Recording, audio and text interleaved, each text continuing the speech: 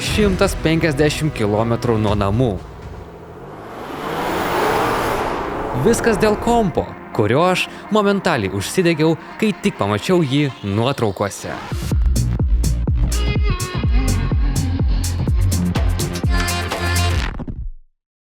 Dėl ko aš surengiau tokią tolimą kelionę? Priešais jūs Alienware Area 51, pagamintas 2009 metais. Žinoma, gyvenimas jį gerokai nualino. Čia detalė nulūžusi, čia įbrėžimai, o kai kur, tikiuosi, tai ne biologinė masė, nes jos čia gana daug. Labiausiai mane šokiruoja pats korpusas. Tai Full Tower sveriantis 32 kg.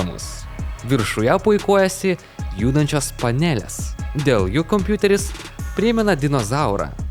Šoninės sienelės atsidaro kaip kokio automobilio. Maitinimo blokas turi net savo rankeną išėmimui. Yra 6 diskų lizdai. Pirmiausia, manau patikrinti, ar jis apskritai įsijungs. Na ką, įdedame vaizdo plokštę ir ramus, nes pardavėjas jį pardavė be jų. Ir meldžiamės, kad viskas veiktų. Ir taip, 40 € kainavęs kompas veikia. Prieš aiškinantis, kokia ši platforma, pirmiausia reikia išardyti ir išvalyti visą korpusą, nes kvėpuoti visu tuo man visiškai nesinori. Išėmame vaizdo plokštę ir po ją mus pasitinka garso plokštė Creative Sound Blast. Pala.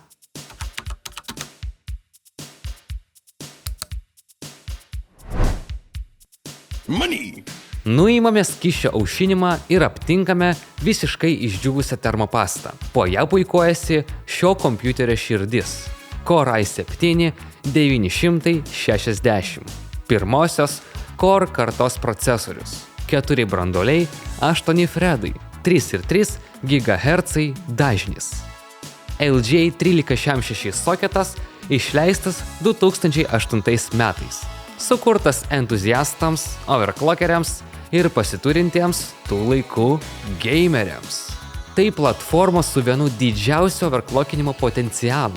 Dažnį galime padidinti net 40–60% nuo bazinio. Motininė plokštė firminė dėl Alienware. Chipsetas X58. LGA 1366 soketas palaiko 3 kanalų atminties režimą. Todėl turime 3 ramų slotus. Chipsetas aušinamas ventiliatoriumi. Ant VRM sumontuotas radiatorius su termovamzdeliu. Tokio aušinimo pilnai pakaks overclockinimui. Kol čia kalbėjau apie motininkę, spėjau nuimti skysčio aušinimą. Vienos sekcijos jau, o skysčių vidų išgaravę maždaug trečdalis.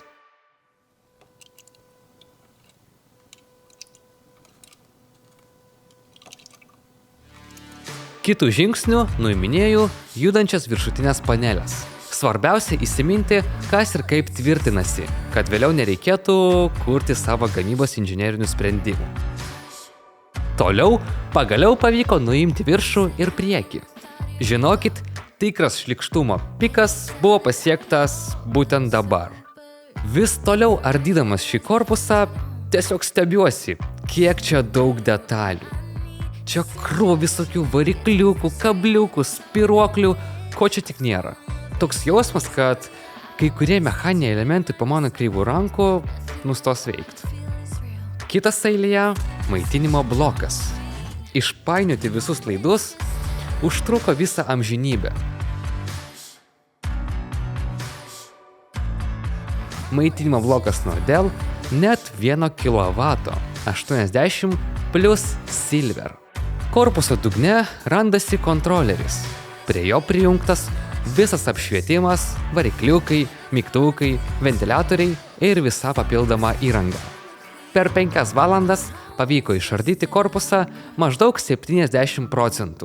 Nusprendžiau tęsti kitą dieną ir už kadro viską išardyti iki galo.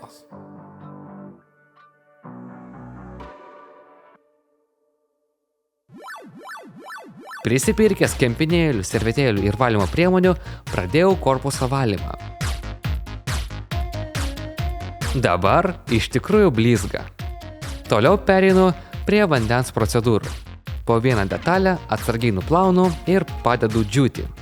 Gana meditatyvus procesas. Nuplovęs kelias detalės, pakeičiu vandenį ir taip ratu.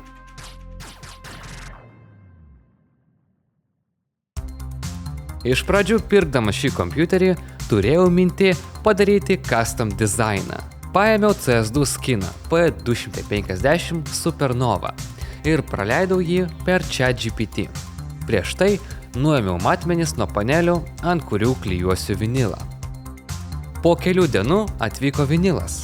Paruošiau feną, plastikinės mentelės, spiritą nuriebalinimui ir kantrybę. Vinilą klijavau pirmą kartą gyvenime. Ant pirmos plokštelės gavosi gan kreivai. Nors atrodo, kad viską dariau pagal technologiją, tolygiai kaitinau ir vinilą, ir pačią plokštę. Tačiau vėliau supratau savo klaidą. Vinilą per stipriai kaitinau. Dėl to jis tapdavo per daug elastingas ir pradėdavo temptis ten, kur nereikia. Sugadinęs pirmą plokštę, pradėjau klijuoti mažas viršutinės panelės. Ir žinote ką? Jas apklijuoti pavyko daug geriau. Padariau savo kelias išvadas. Vinilą geriau klijuoti nuo centro. Tai ne tik palengvina oro burbuliukų išstūmimą, bet ir padeda tiksliau uždėti printą. O šoninė panelė – tai tikras skausmas mano šiknai. Vinilas nuolat prilipdavo tada, kada visai nereikėjo. Plotas didelis, burbuliukų pilna, pusę laiko tiesiog varinėjau orą, o tada dar reikėjo tvarkingai apipjauti kraštus. Žodžiu, aš nepasidaviau ir dar po 4 dienų gavosi toks grožis.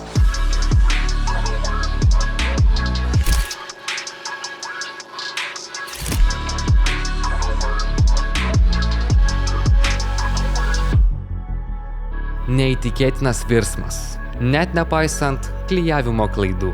Priekinę panelę nusprendžiau nudažyti pagal printo spalvą.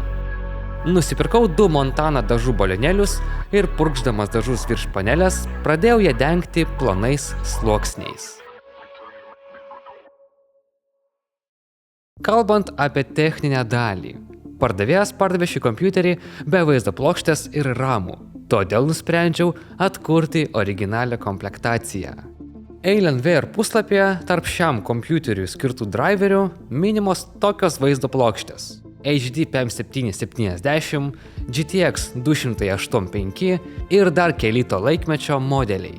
Iš visų šių plokščių mano kolekcijoje buvo GTX 285, galingiausia 2009 metų single chip vaizdo plokštė.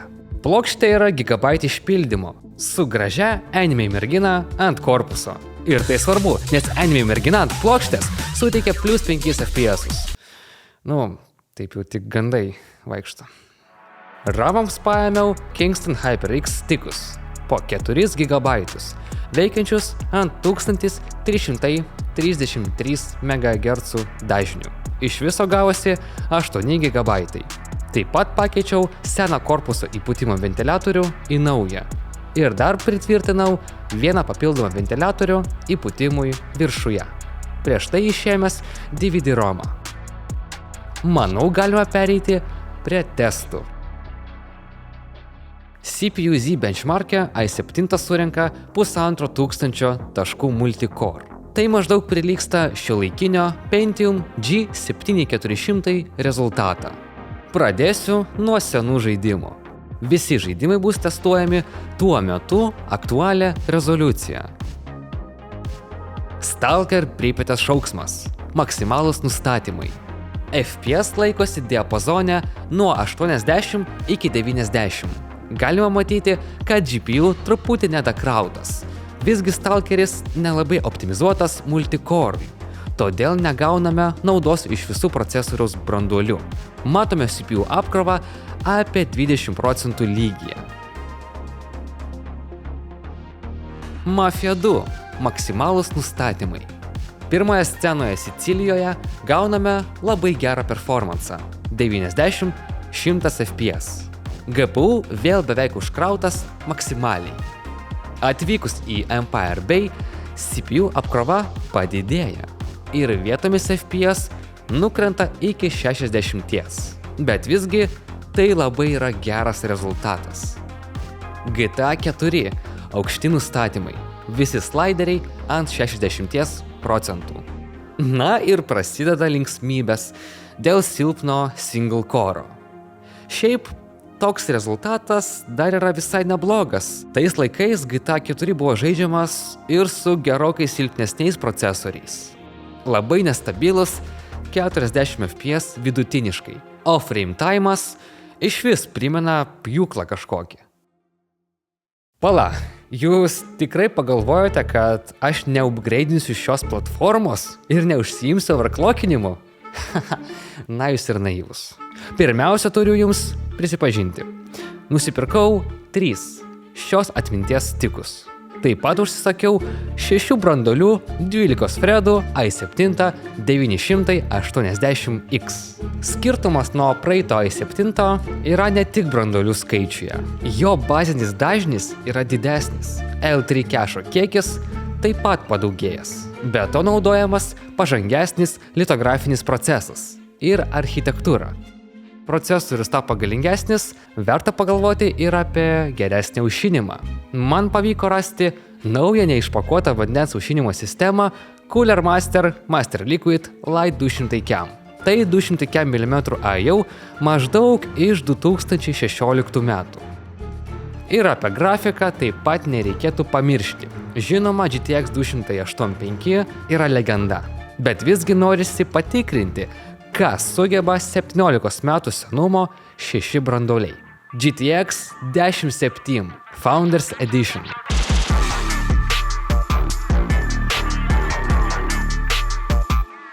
Dabar kompas pasiruošęs paleisti šiuolaikinius žaidimus. Tačiau prieš tai procesoriaus overclockinimas. Kelsiu procesoriaus dažnį per BCLK. Tai bazinis sistemos dažnis, nuo kurio skaičiuojasi beveik visų pagrindinių komponentų greitis. Tai reiškia, pakėlus BCLK padidės ne tik proco dažnis, bet ir RAMų bei QPI. Paskutinis yra magistralė, per kurią procesorius bendrauja su visa sistema. Keliant BCLK, keliamas ir QPI. Tačiau, jei jis tampa nestabilus, krešinasi visa sistema. Bet jūs galite sakyti, tavo i7 juk turi atrakintą daugiklį. Na, gal ir turi, bet dėl šitoj motininkiai jį užrakino. Taigi po poros valandų žaidimo su BCLK keitimu ir sistemos stabilumo tikrinimu aukščiausia stabili reikšmė 105. Voltažus taip pat reikėjo pakelti. To pasekoje procesoriaus dažnis dabar yra 4 GHz, o RAM dažnis 1600. RAM greitį pavyko padidinti net 30%, kas labai atsispindės žaidimuose. 6 branduolių i7 surenka apie 2700 taškų CPU Z benchmark'e. Tai aukščiau negu i7 7700K.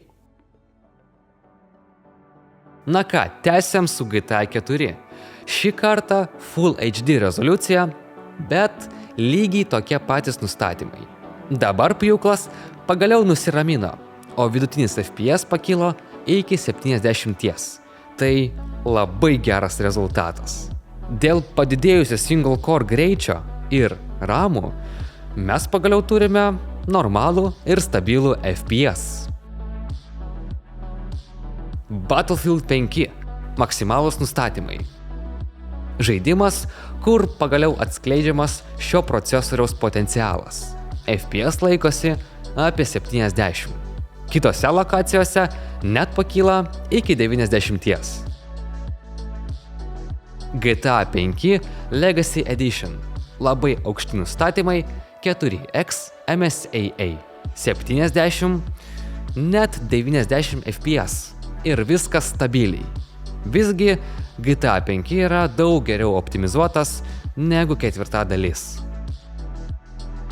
Resident Evil Village. Maksimalūs nustatymai. Idealus frame time grafikas. Nė vieno staterio. Ir vaizdo plokštė visada apkrauta maksimaliai. FPS laikosi apie 70-80. CS2. Nustačius aukštus grafikos nustatymus, gaunam vidutiniškai apie 150 FPS. Absoliučiai be jokių staterių, kas žiauriai šokiruoja. Bet vietomis galima matyti ir 180 FPS. Numetus nustatymus iki žemiausio, kadrai nelabai ir pakyla. Jau ant aukštų buvo CPU bottleneckas. Taigi, CS šio proco pakaks dar 10 metų. Forza Horizon 5. Aukšti nustatymai. Net praėjus daugiau nei 10 metų nuo šio procesoriaus pasirodymo, galima žaisti 21 metų žaidimą su labai stabiliais, apytiksliai 70 FPS. Bet ne viskas taip sklandu. Įvažiavus į miestą, procesorius nebeišlaiko. FPS krenta iki 50. Ir kartu pasirodo stateriai. Tačiau tai visai netrukdo žaisti. Ir jeigu ką, kai kurie kadrai buvo filmuoti dar pusiaukelėje overclocko. Todėl čia procesoriaus dažnis mažesnis, apie 3,7 GHz. Bet net su mažesniu overclocku procas išveža Cyberpunką ant medium high nustatymų 40-50 FPS. Vat kuriame žaidime 6 branduoliai parodo visą savo ilgaamžišką potencialą. Viskas atrodo lyg ir puikiai, kol nepaleidi šiuolaikinių Unreal Engine 5 žaidimų. Jei Mafijoje dar turime apie 30-40 FPS, tai antrame Stalkeryje sunkiai matosi net 30-tukas. LG 1366 išties ilgaamžiška platforma. Tačiau be silpno single core performanso ji turi ir kitą svarbų trūkumą – AVX instrukcijų nebuvimą. Todėl tokie žaidimai kaip Alan Wake 2, Last of Us Part 1, Part 2, Horizon Forbidden West, God of War ir taip toliau tiesiog nepasileido, nes būtinai reikalauja AVX instrukcijų palaikymo. O tie žaidimai, kurie pasileidžia, jie tiesiog emuliuoja šias instrukcijas. Ir tai stipriai rėžia per performansą. Bet visgi šis kompas skirtas ne super šiuolaikiškiam žaidimam. Tai labiau priminimas, kokios buvo anksčiau technologijos ir mada. Mano tikslas buvo jį restauruoti, vizualiai pagražinti ir tarsi užkonservuoti, kaip laiko mašiną. Po poros metų tai jau bus laikomas tikrų retro PC, skirtų 2010, 2016, gal 18-19 metų žaidimam. Jeigu patiko šis projektas, įvertinkite video ir parašykite savo komentarą. Prenumeruokite, na o su jumis buvo Oskaras, jūs žiūrėjote kanalą Cubilts, iki pasimatymo.